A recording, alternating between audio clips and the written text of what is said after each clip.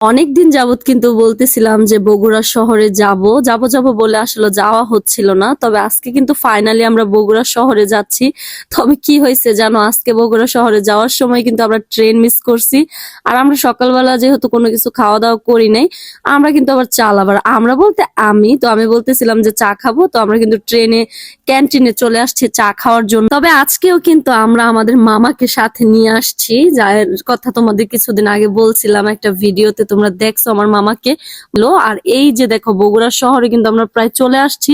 আর এই সিঁড়ি দিয়ে যাচ্ছিলাম, আমাদের মামা শুট নিতেছে, মামাকে বললাম যে নেমে আসো, এত শুট নেওয়ার দরকার নেই। মামা বলতেছে যে মাম্মি, যদি শুট না নেই আপনি ভয়েস দিবেন কিভাবে? আমি তো সত্য কথা যেটা, আমি কিন্তু ভয়েস দিতে একেবারেই চাই না, আমার ভয়েস দিতে পছন্দ হয় না। আমি সবসময় ভয়েস দিতে গেলে একেবারে মনে করো মন খারাপ করে থাকি, আমি বলি যে আমি ভয়েস দিব না।